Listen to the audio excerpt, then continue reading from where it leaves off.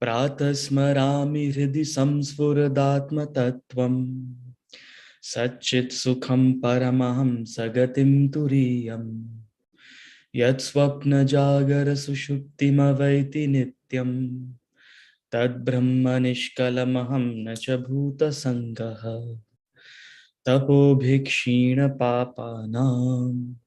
शान्तानां वीतरागिणां मुमुक्षूणामपेक्षोऽयम् आत्मबोधो विधीयते बोधोऽन्यसाधनेभ्यो हि साक्षान्मोक्षैकसाधनम् पाकस्य वह्निवज्ञानं विना मोक्षो न सिद्ध्यति।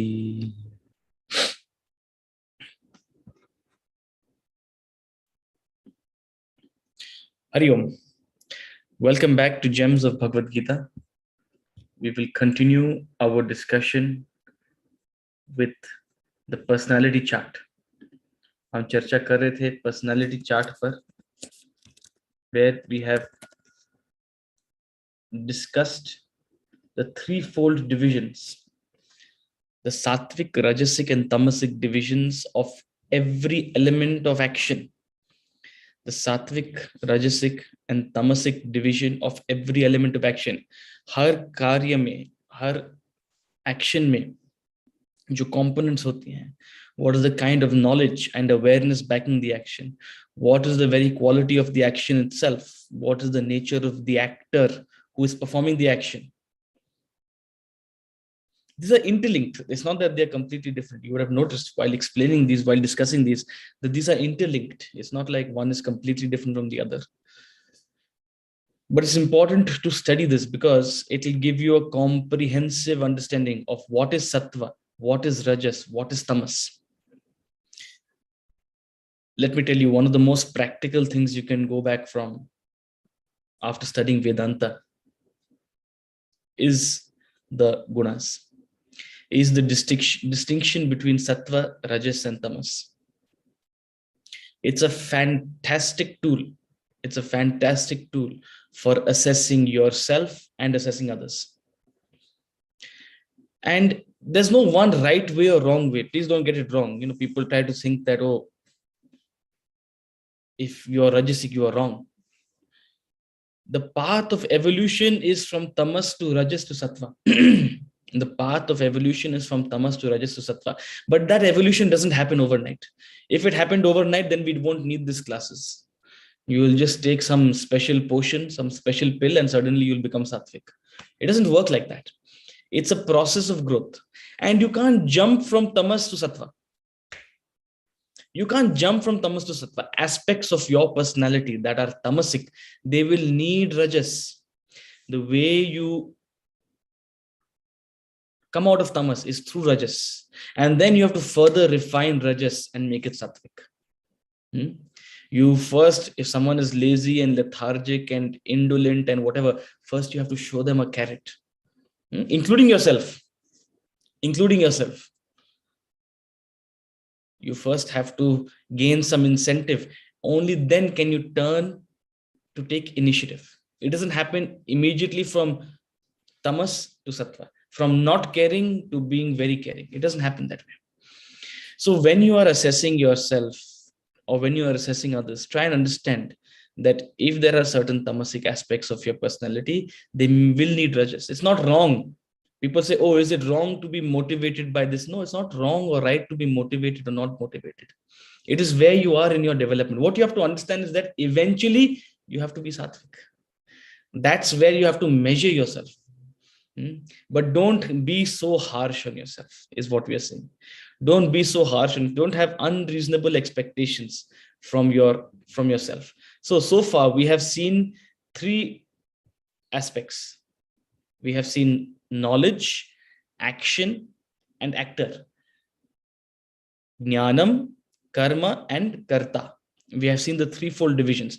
Today, hopefully, we will see two more. We will see intellect, buddhi. What is sattvic, rajasic, and tamasic buddhi? Intellect is that element of action that capacity in you to make choices. In the action, with what ability, with what nature do you make choices? Your intellect is your tool to make choices. Your intellect is a tool to choose and rationalize and reason and analyze.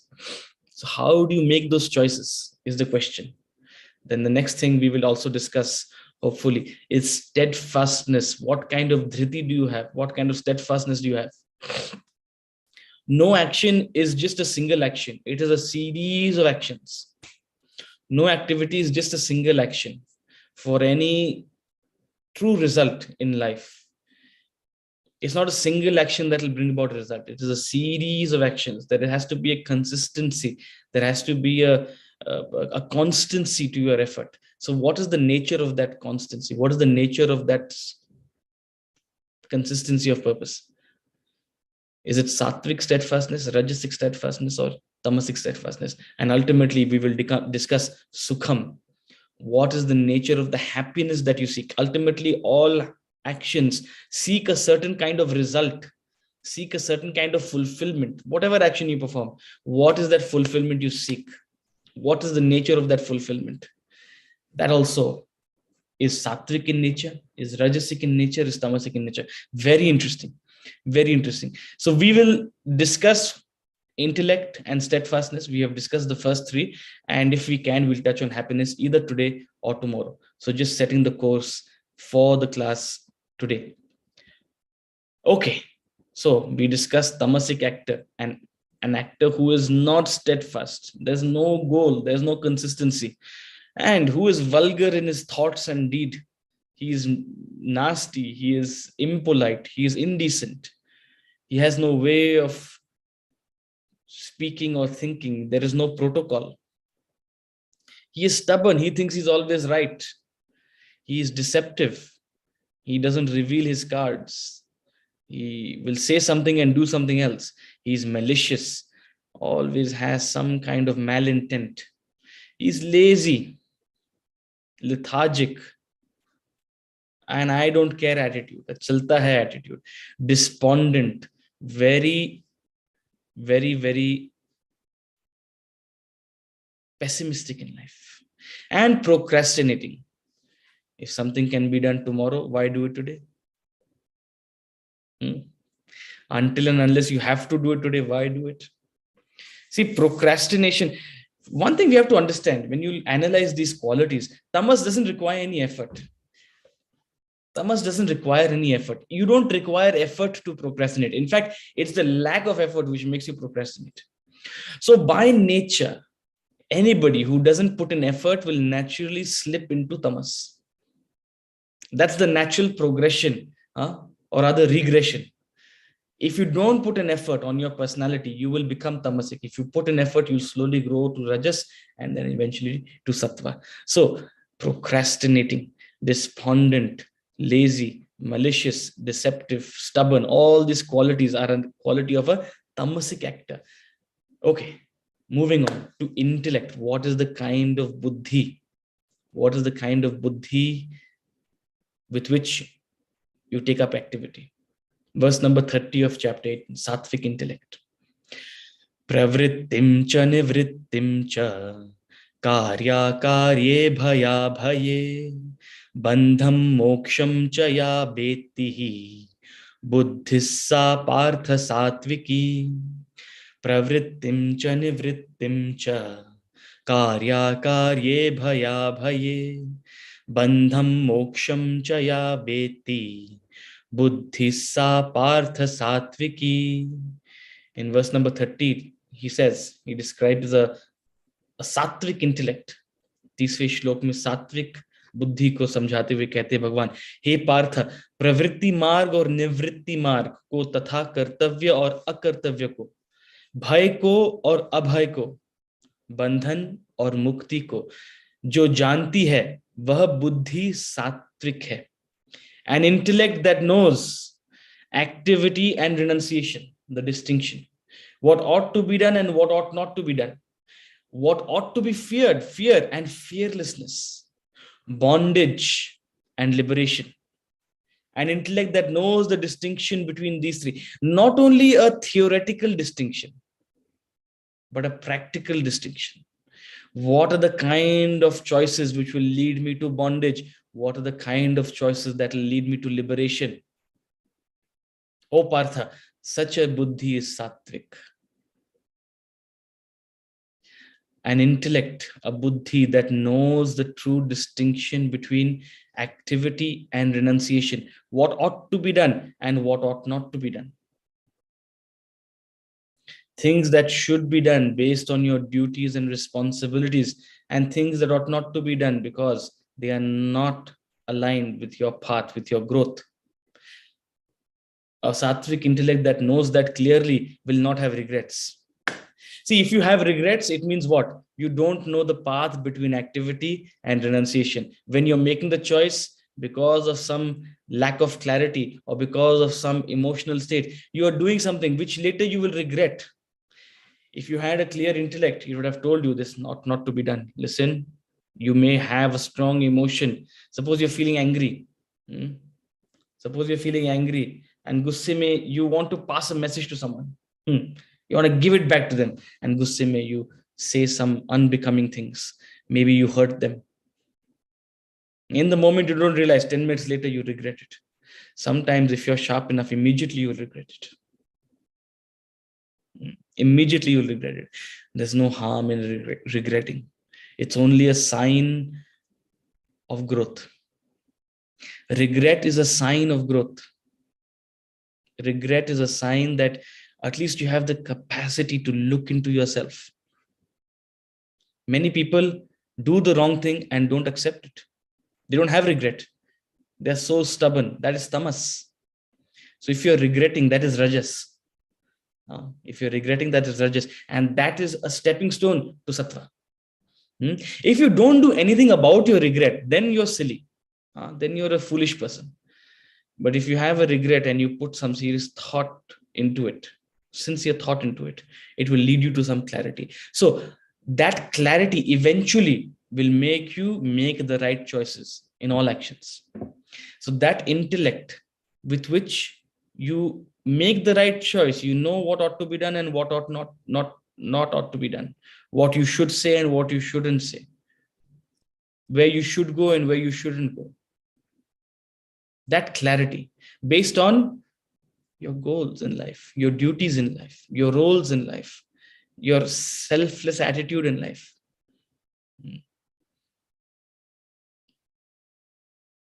Fear and fearlessness. A sattvic intellect knows the distinction between fear and fearlessness. What ought to be feared and what ought not to be feared. There's a saying in English, fools rush in where angels fear to tread. Fools rush in where angels fear to tread. Fools will impulsively jump into situations, jump into relationships, jump into opportunities and experiences where angels will fear to tread, where angels know yahan khatra hai. Fools will rush in where? To Big Chill. You know Big Chill Bakery?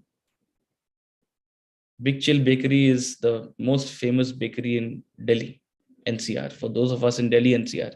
Earlier, I used to think I was from Calcutta, but now I have officially become a Delhiite. How do I know? Because when I think of sweets, I think of Big Chill. For those of us in Calcutta and this class, you will know your association with sweets is. See, so you guys are not in the Zoom class today, so I can't take your comments. You're on the YouTube or on Clubhouse, so it'll be difficult to take your comments. But if you're in Calcutta, you know sweets are cookie jar. But now, when your association with sweets shifts from cookie jar to Big Chill, you will understand, you will know that you're no longer from Calcutta, you're from Delhi. Okay, so fools will rush into Big Chill. They'll give in to impulses. They'll not worry about all those hundreds and hundreds of calories. They'll be fearless about it. The angels will cautiously tread. They'll not rush in. If they haven't earned their calories for the day, they'll say no. What ought to be feared and what ought not to be feared. Calories, sweets ought to be feared. They have a negative impact on your health. Fear doesn't mean you reject it or stay, you tread cautiously. That's it. And what ought not to be feared. If he studies Vedanta, what will be his future? Every parent in the ashram, I used to give tours. When I was a student, I used to give guest tours. Any guests who used to come, we used to show them around all the facilities. And pretty much every parent or every person visiting naturally would have questions. Maybe in the back of the mind, they're thinking if they want to send their children to such a place. And they're like, what is your future? Aren't you worried? What will you do? I didn't know what to say then, really. I used to just smile. Yes.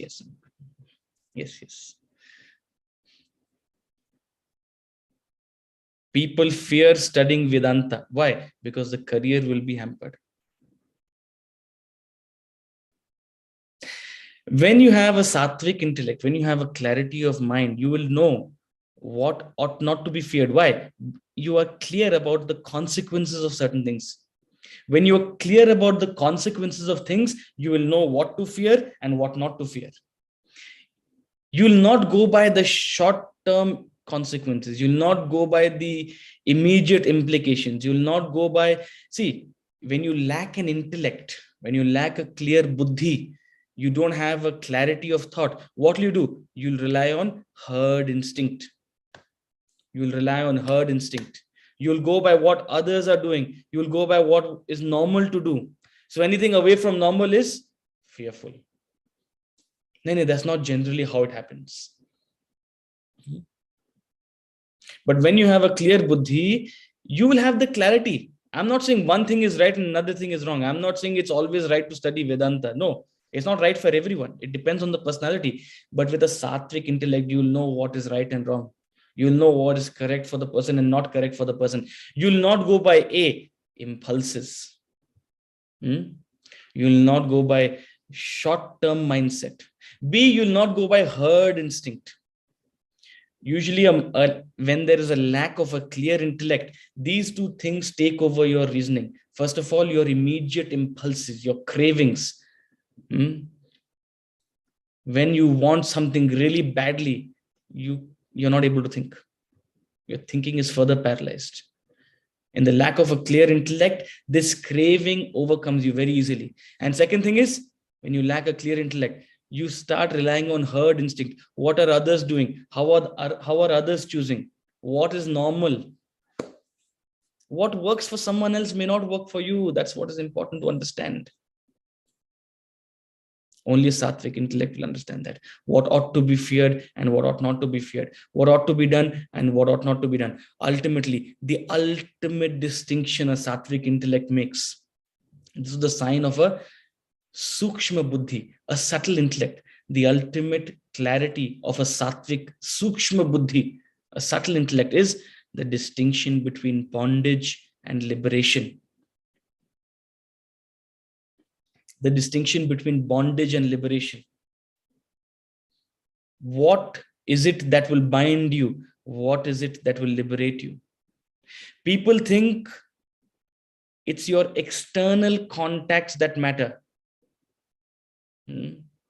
People think it is external contacts that matter. People think it is people that matter.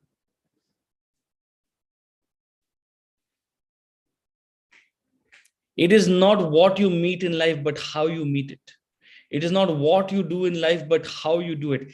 That attitude, the thought with backing your actions determines whether you are bound or whether you are liberated. People think, oh, if you've come into the path of spirituality, you can't do these things. You're a Swami, you're a teacher, you teach Vedanta, and you are enjoying movies. You're doing business. People think business means bondage if you want to be in the spiritual path. So all sorts of weird notions people have about what is bondage and what is liberation. And the problem is they make it dependent on external things. They make it dependent on external circumstances, on people, on places, on jobs, on nothing outside you can bind you. It is your own thoughts, it is your own intentions, it is your own desires that bind you. A sattvic intellect understands a higher desire liberates you, a lower desire bonds you.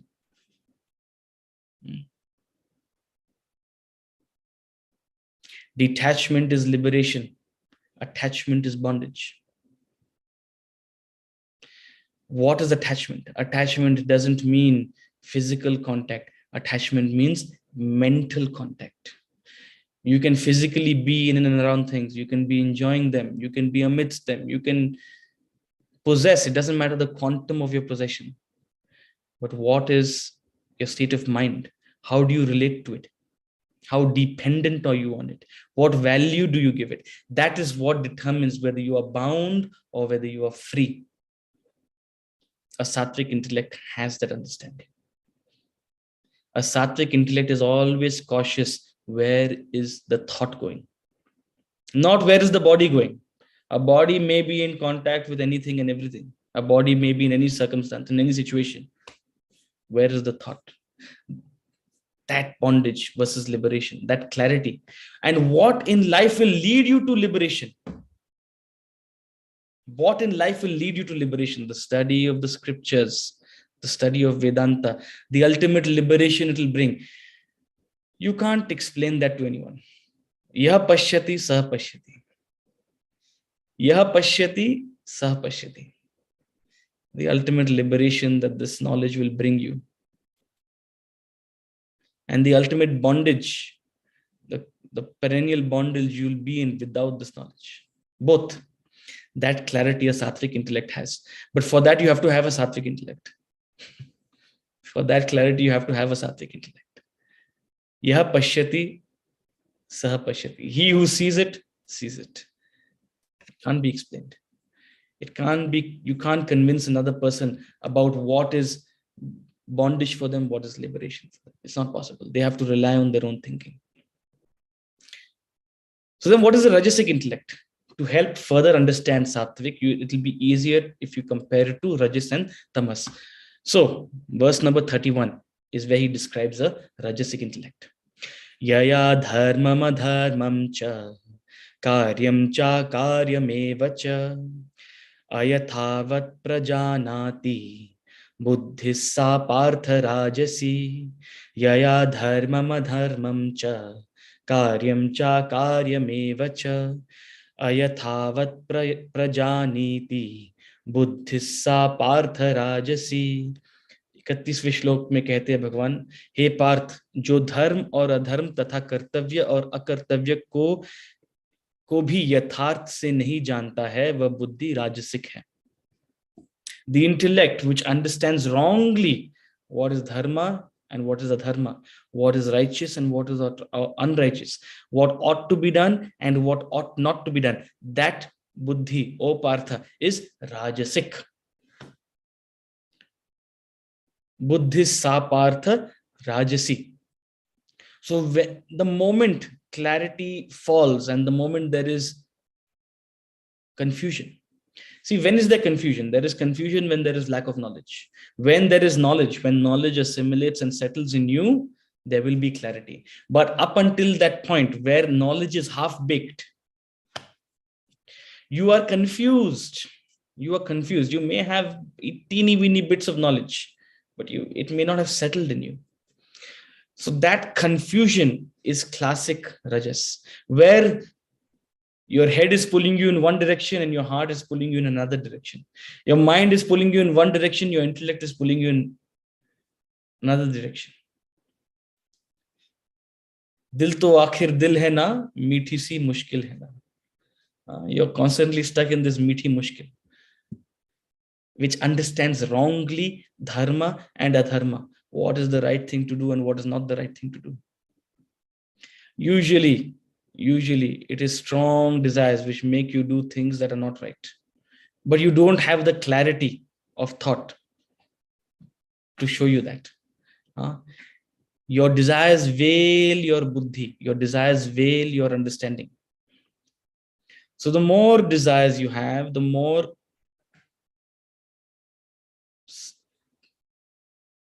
chances are that you will be prey to this rajasic buddhi.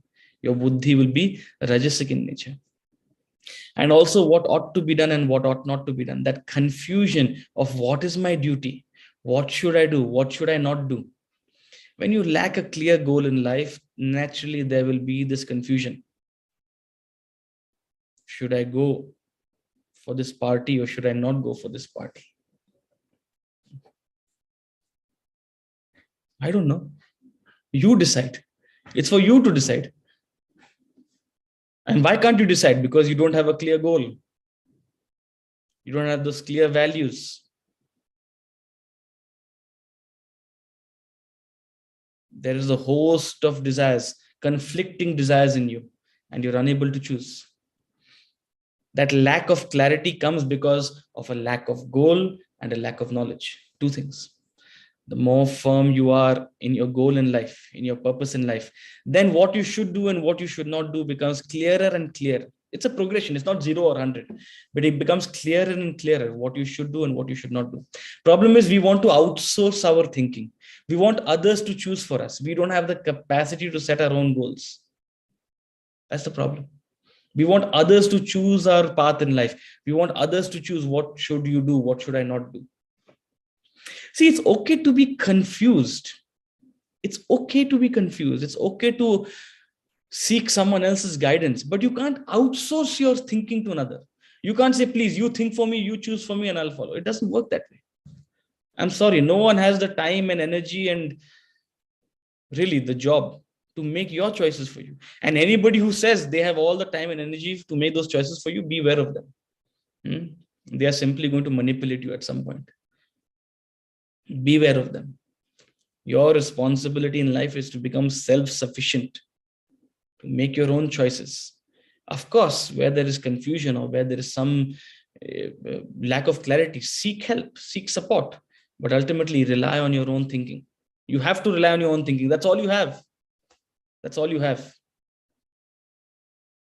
Even if you take someone's advice, be clear, it is your choice. You are taking that choice. You are taking that advice. So when there is a lack of knowledge and a lack of a clear goal, naturally there will be confusion. That is rajasic. Such a person wrongly understands dharma and adharma. Such a person wrongly understands what are his duties and responsibilities, what is right and what is wrong, what is justified and what is not justified. Such a person will have many heated debates, many heated debates, very passionate debates. If you are a sattvic person, you can't do anything. You simply have to engage with such a person and not get agitated. In fact, that will be that's a measure of your sattva. If you can engage and discuss and get into a meaningful conversation with someone who is confused, who is reasoning in circles, and yet don't lose your cool. Try to stick to your reason and be patient. That's what makes a good teacher. That's what makes a good teacher. A good teacher, a sattvic intellect is a good teacher. A rajasic intellect will not only be confused, but will also get easily irritated. Will get irritated. So it's very agitating.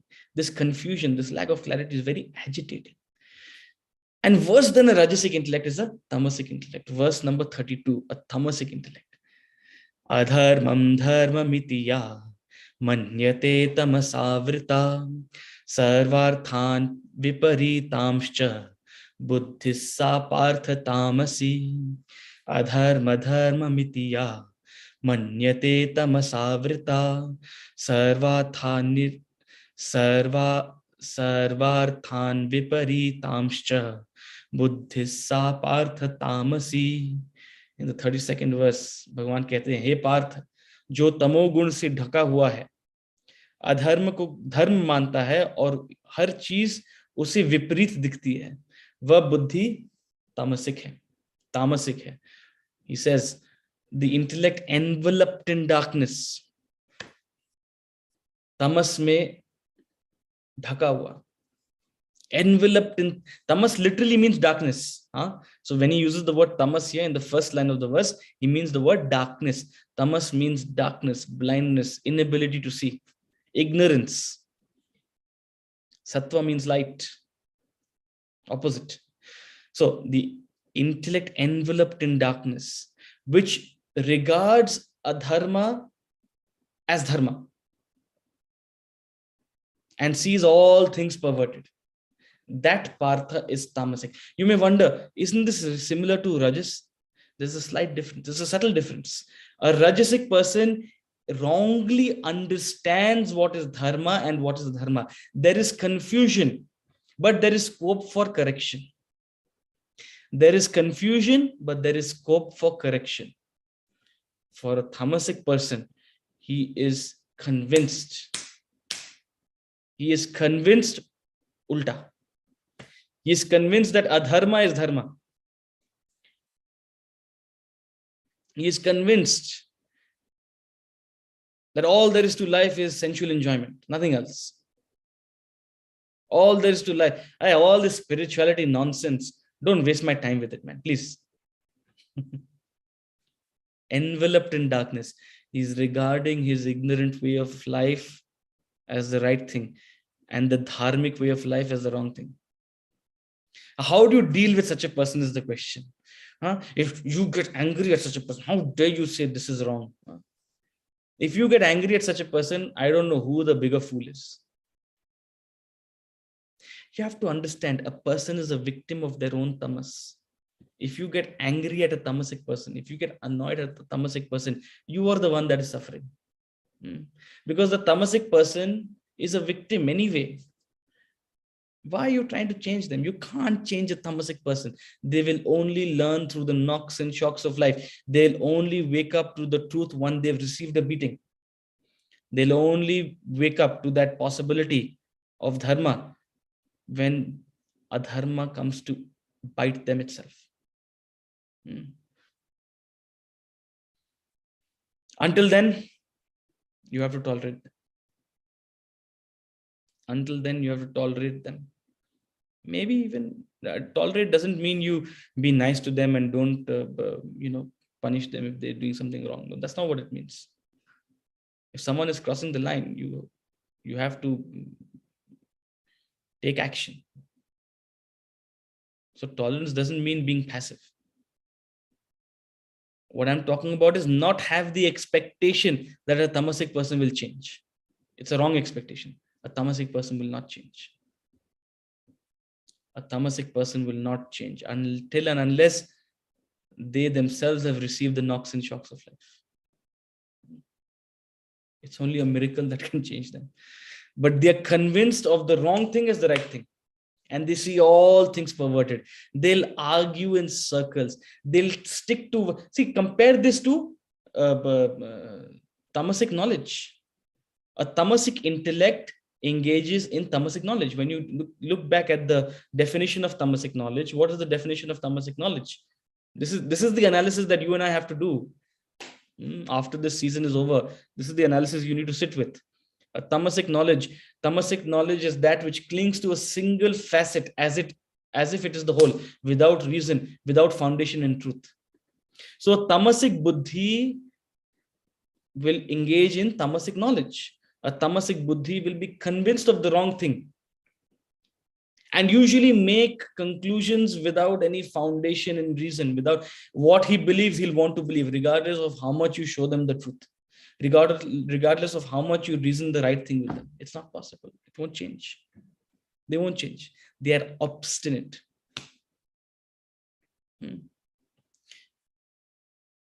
If you have to tolerate too many tamasic people, my sympathies with you. But this is not about others. This is about identifying tamas in yourself. To what extent are you obstinate in your ways? See, if generally you are not open to others' opinions, it's your tamasic.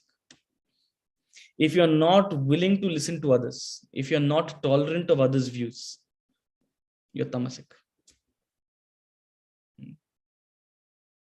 that capacity to even hear what is wrong and not lose your cool. Course correct, maybe correct them in an intelligent way. But when you are intolerant of others' thoughts and ideas, that is a sign of tamas. Now you draw whatever conclusions you want to draw with this. He moves on now to steadfastness. The next verse we will take up is steadfastness. What is sattvic dhriti? What is sattvic consistency? What is sattvic steadfastness? Verse number 33. Dhritya yaya dharayate manah pranendriya kriyaha योगेनाव्यभिचारिण्याः धृतिः सा पार्थ सात्विकी धृत्या यया धारयते मनः प्राणेन्द्रियक्रियाः योगेनाव्यभिचारिण्याः धृतिः सा पार्थ सात्विकी. 33rd verse, 33वें श्लोक में भगवान कहते हैं, हे पार्थ, योग द्वारा जो अटल धृति से मन, प्राण और इंद्रियों की क्रियाओं को धारण करता है, वह धृति सात्विक है. That steadfastness with which one holds the activities of the mind, the pranas and the senses, the man, prana, indriya,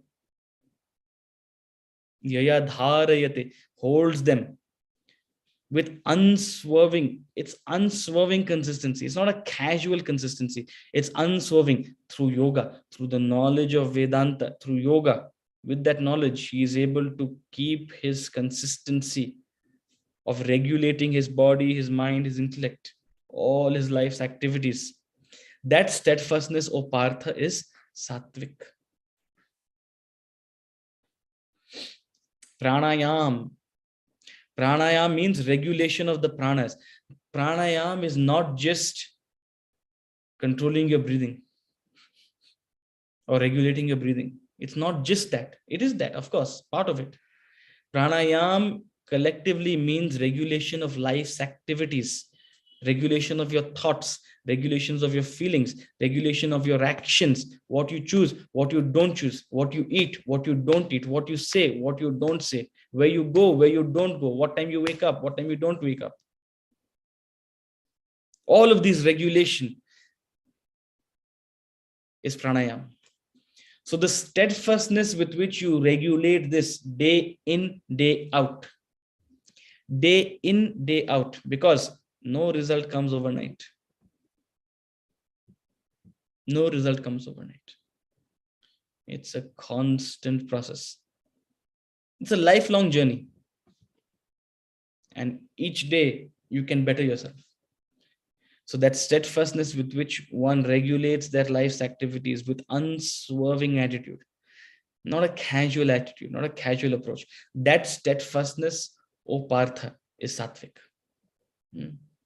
So steadfastness in regulation of life's activities, that is sattvic. Steadfastness in regulation of life's activities, that is sattvic. Compare that to what is rajasic steadfastness, verse number 34. Rajasic steadfastness. Yaya tu dharma kamarthan dhritya dharayate arjuna prasangena phala kangshihi dhritis sa partha rajasi. Yaya tu dharma kamarthan dhritya dharayate arjuna prasangena phala kankshi dhritis sa partha rajasi. 34वें श्लोक में रजसिक धृति को समझाते हुए भगवान कहते हैं, परंतु हे पार्थ, हे अर्जुन, फल की इच्छा वाला अति आसक्ति से जिस स्थिति द्वारा धर्म, अर्थ और काम को पकड़े रहता है, वह धृति राजसिक है. फल की इच्छा वाला अति आसक्ति से जिस स्थिति द्वारा धर्म, अर्थ और काम को पकड़े रहता है, वह धृति राजसिक है.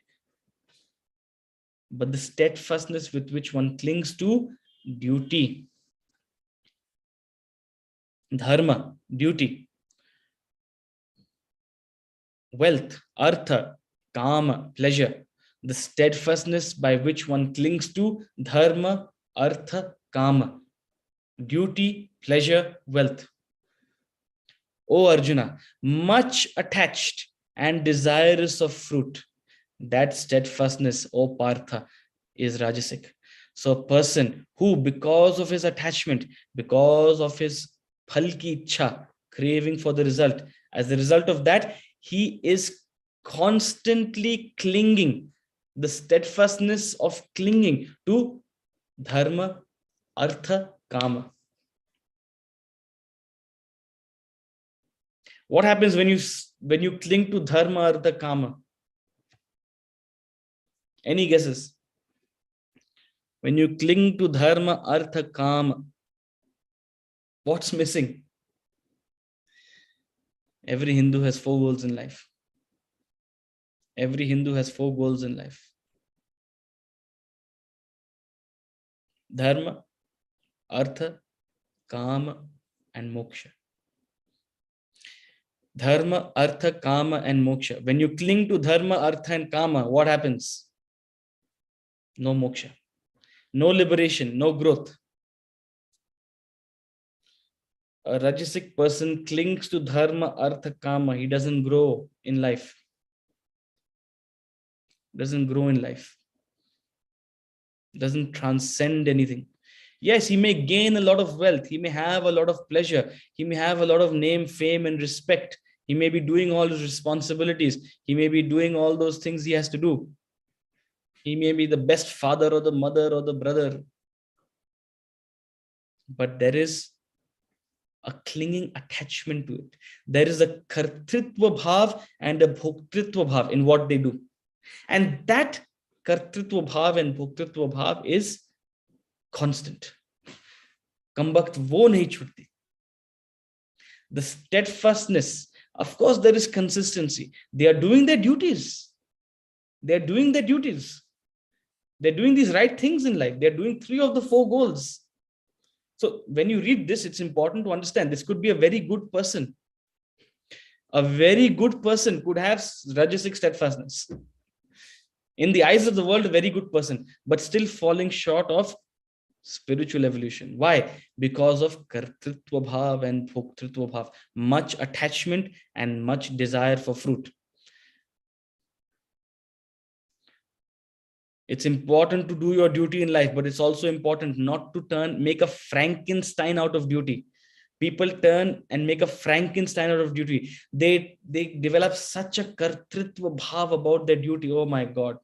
You wish that you didn't give them the job. You wish that you didn't give them the job. It's better without them not having the duty. Please understand, performing your duty is not about you. It's not about the actor. It is about the action. Just do your part and get out.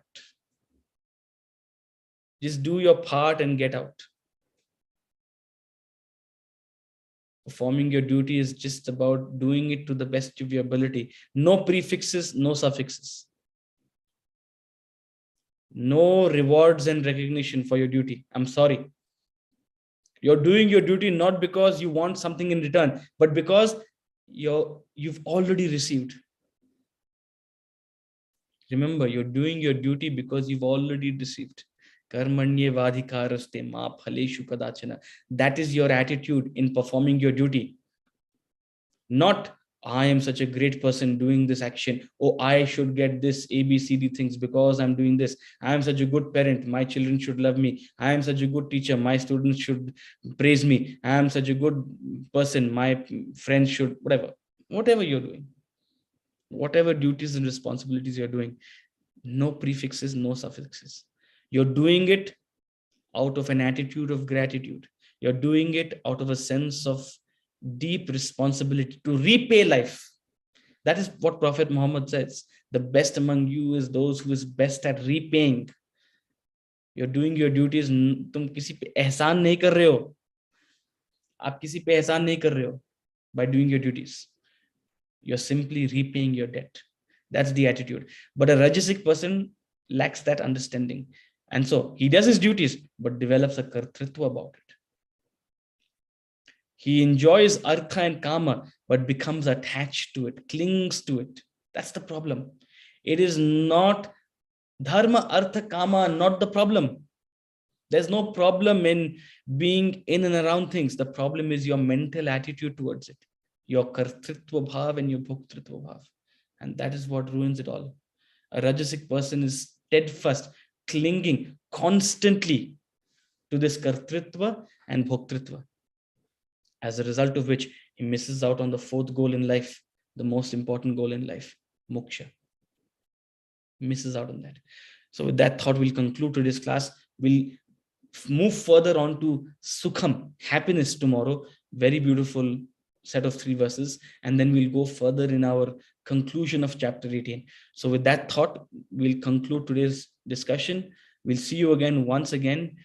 So for the next couple of days, the class is going to happen directly on YouTube or on Clubhouse. If you want video, you can come to YouTube. If you want Clubhouse, you can come. If you want only audio, you can come to Clubhouse, either one. But it'll happen directly there. We are not having Zoom classes. There's some issue with the Zoom. So we're trying to either fix that or find some alternative. So at least for the next few days, we will have class directly either on YouTube or on Clubhouse. I think the links have been shared with you. If not, you can reach out to any of us and ask for the link again. With that thought, have a wonderful day. Hari Om Tat Sat. Om Purnamadah Purnamidam Purnat Purnamudachyate Purnasya Purnamadaya Purnamevavashishyate. Om Shanti Shanti Shanti.